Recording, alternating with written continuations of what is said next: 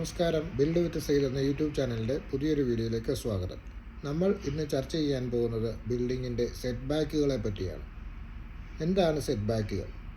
നമ്മളൊരു കെട്ടിടം നിർമ്മിക്കാൻ നിശ്ചയിച്ചിട്ടുണ്ടെങ്കിൽ കേരള കെട്ടിട നിർമ്മാണ ചട്ടങ്ങൾക്ക് വിധേയമായി നിങ്ങൾ കൃത്യമായി ഒഴിച്ചിടേണ്ട മുൻവശങ്ങളെയും ഇരുവശങ്ങളെയും പിൻവശങ്ങളെയും പറ്റി ഉള്ള അളവുകളെ പറ്റി നിർബന്ധമായിട്ടും ഒഴിച്ചിടേണ്ടി വരുന്ന സ്ഥലത്തിനെ പറ്റി പറയുന്നതാണ് സെറ്റ് ബാക്ക് എന്ന് പറയുന്നത്. കേരളത്തിൽ കെട്ടിടത്തിനെ പല രീതിയിൽ വിഭജിച്ചിട്ടുണ്ട്. അതിൽ A1 എന്ന ഗണത്തിലാണ് വാസഗൃഹ കെട്ടിടങ്ങൾ വരുന്നത്. നമ്മളുടെ പൊതുജനത്തിന്, സാധാരണ മനുഷ്യന് ഏറ്റവും കൂടുതൽ അത്യാവശ്യമായിട്ട് വരുന്നത് ഈ പറയുന്ന വാസഗൃഹ കെട്ടിടങ്ങളെ പറ്റിയാണ്. അപ്പോൾ നമ്മൾ ഇന്ന് പറയുന്നത് വാസഗൃഹ കെട്ടിടങ്ങൾക്ക് വേണ്ടി നിർബന്ധമായിട്ടും ഒഴിച്ചിടേണ്ട അളവുകളെപ്പറ്റി മാത്രമാണ്. അപ്പോൾ ഈ പറയുന്ന അളവുകൾ ഒഴിച്ചിടേണ്ടത് നമ്മളുടെ മുൻവശത്തു കൂടി അല്ലെങ്കിൽ നമ്മുടെ വസ്തുവിൻ്റെ വശങ്ങളിലൂടെ കടന്നു പോകുന്ന റോഡിനെ സംബന്ധിച്ചാണ് ഈ പറയുന്ന അളവുകൾ നിശ്ചയിച്ചിട്ടുള്ളത്. ഇത്ര മീറ്ററുള്ള റോഡാണെങ്കിൽ നിങ്ങൾ ഇത്ര മീറ്റർ നിർബന്ധമായിട്ടും ഇടേണ്ടി വരും. നിങ്ങളുടെ വസ്തു ഒരു ദേശീയപാതയുടെയോ സംസ്ഥാന പാതയുടെയോ അല്ലെങ്കിൽ ഒരു പഞ്ചായത്തിൻ്റെയോ മുനിസിപ്പാലിറ്റിയുടെയോ പ്രധാനപ്പെട്ട ഒരു പാതയുടെ വശത്താണെങ്കിൽ നിങ്ങൾ നിർബന്ധമായിട്ടും 3 മീറ്റർ നിങ്ങളുടെ ആ റോഡ് കടന്നു പോകുന്ന ഭാഗത്തു നിന്നും ആ കെട്ടിടത്തിലേക്ക് നിങ്ങൾ നിർബന്ധമായിട്ടും ഒഴിച്ചിടേണ്ടി വരും. അത് മുൻവശമായിക്കോട്ടെ, ചിലപ്പോൾ നിങ്ങളുടെ വാസ്തു പ്രകാരം വല്ല അളവുകളോ കണക്കുകളോ വെച്ച് ചിലപ്പോൾ വശങ്ങളായിരിക്കും. ഏത് വശം തന്നെ ആയിക്കോട്ടെ, നിങ്ങളുടെ വസ്തുവിൻ്റെ ആ വശത്തുകൂടി കടന്നു പോകുന്ന റോഡ് ഒരു മെയിൻ റോഡാണെങ്കിൽ നിങ്ങൾ നിർബന്ധമായിട്ടും 3 മീറ്റർ ഒഴിച്ചിടേണ്ടി വരും. അതേപോലെ തന്നെ ആ റോഡിൻ്റെ വീതി 6 മീറ്ററിൽ കുറഞ്ഞതും ഈ പറയുന്ന പഞ്ചായത്തിൽ നിന്നോ മുനിസിപ്പാലിറ്റിയിൽ നിന്നോ വിജ്ഞാപനം ചെയ്യപ്പെടാത്തതുമായിട്ടുള്ള ഒരു റോഡാണെങ്കിൽ നിങ്ങൾ നിർബന്ധമായിട്ടും 2 മീറ്റർ ഒഴിച്ചിടേണ്ടതായിട്ട് വരും.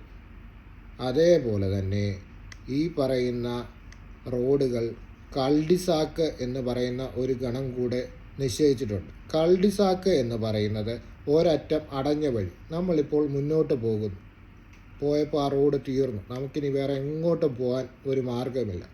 അതിനാണ് കൾഡിസാക്ക് എന്ന് പറയുന്നത്. പക്ഷേ അതിനും സർക്കാർ ഒരു അളവ് നിശ്ചയിച്ചിട്ടുണ്ട്, 250 മീറ്റർ.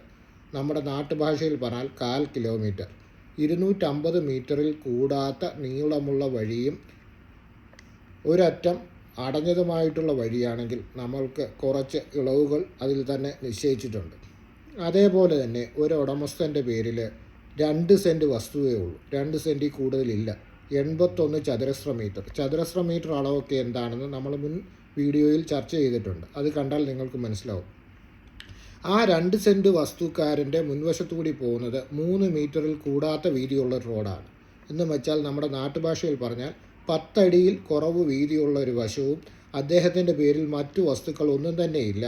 അദ്ദേഹം പണിയാൻ ഉദ്ദേശിക്കുന്ന വീട് 100 ചതുരശ്ര മീറ്റർ അഥവാ 1076 സ്ക്വയർ ഫീറ്റിൽ താഴെയുള്ള 8 മീറ്റർ 24 അടി വരെ ഉയരമുള്ള കെട്ടിടം എന്ന് വെച്ചാൽ നമ്മുടെ സാധാരണ 2 നില വീട്. അതാണെങ്കിൽ അദ്ദേഹത്തിന് 1 മീറ്റർ അതിരിൽ നിന്നും വിട്ടാൽ മാത്രം മതിയാകും. മുൻവശത്ത് 1 മീറ്റർ വിട്ടാൽ അദ്ദേഹത്തിന് ആ കെട്ടിടം എടുക്കാൻ സാധിക്കും.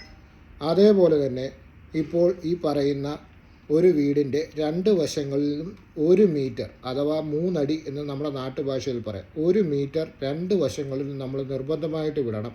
അതേപോലെ തന്നെ വീടിൻ്റെ പിൻഭാഗത്ത് 1.5 മീറ്റർ നിർബന്ധമായിട്ടും ഇടേണ്ടതായിട്ടുണ്ട്.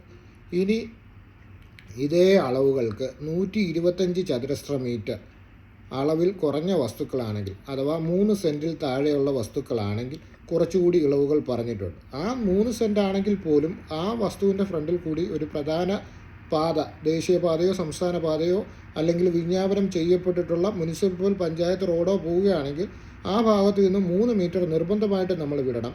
പക്ഷെങ്കിൽ ഈ പറയുന്ന വശങ്ങളിൽ അതിനെ 2 അടി 60 സെൻറ്റിമീറ്റർ വരെയായിട്ട് ചുരുക്കി നമുക്ക് ചേർത്ത് പണിയാനുള്ള അവസരമുണ്ട്.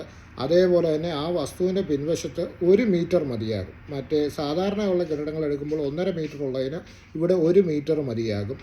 അതേപോലെ തന്നെ നിങ്ങൾ ഒരു തുറക്കലുകളും അഥവാ വാതിലോ ജനലോ അതുപോലെയുള്ള ഒരു തുറക്കലുകളും ഒരു വശത്തും കൊടുക്കാൻ ഉദ്ദേശിക്കുന്നില്ലെങ്കിൽ നിങ്ങൾക്ക് ആ കെട്ടിടം അതിരിലേക്ക് 50 സെൻറ്റിമീറ്റർ വരെ ചേർത്ത് പണിയുന്നതിനുള്ള അനുവാദം സർക്കാർ നൽകിയിട്ടുണ്ട്. അതേപോലെ തന്നെ അപ്പുറത്തുള്ള വസ്തുവിൻ്റെ ഉടമസ്ഥൻ്റെ അനുവാദമുണ്ടെങ്കിൽ, കൺസെൻറ്റ് എന്നാണ് പറയുന്നത്, ആ കൺസെൻറ്റിൻ്റെ ഇത് ഒരു സാമ്പിൾ ഞാൻ വീഡിയോയുടെ ഒപ്പം ചേർക്കാം. കൺസെൻ്റ് ഉണ്ടെങ്കിൽ നിങ്ങൾക്ക് ആ അതിരുമായിട്ട് ചേർത്ത് പണിയുന്നതിന് പോലും ബുദ്ധിമുട്ടില്ല. ആ രീതിയിലുള്ള കുറച്ച് കാര്യങ്ങളും നമ്മുടെ സർക്കാരിൻ്റെ ബിൽഡിംഗ് റൂളിൽ പറഞ്ഞിട്ടുണ്ട്. അപ്പോൾ അതേപോലെ തന്നെ 5 സെൻറ്റിൽ താഴെയുള്ള വസ്തുക്കളാണെങ്കിൽ സെപ്റ്റി ടാങ്ക്, കിണർ, മഴവെള്ള സംഭരണി പോലെയുള്ളവ അതിരിൽ നിന്നും 1.2 മീറ്റർ അഥവാ 4 അടി വിട്ട് മാത്രമേ നിങ്ങൾക്ക് പണിയാൻ കഴിയുകയുള്ളൂ എന്നൊരു അളവും കൂടെ നിങ്ങൾ ഓർത്ത് വയ്ക്കുക. അപ്പോൾ ഇതിൻ്റെ കൂടുതലായിട്ടുള്ള വിശദാംശങ്ങൾ നമുക്ക് അടുത്ത വീഡിയോയിൽ ചർച്ച ചെയ്യാം. നിങ്ങൾക്ക് എന്തെങ്കിലും സംശയം ഉണ്ടെങ്കിൽ ഇതിൽ കമൻ്റായിട്ട് ചോദിച്ചാൽ നമുക്ക് മറുപടി ചെയ്യാം. കൂടുതൽ അറിവുകൾക്കായിട്ട് ഈ ചാനൽ സബ്സ്ക്രൈബ് ചെയ്യാൻ വേണ്ടിയിട്ട് അഭ്യർത്ഥിക്കുന്നു.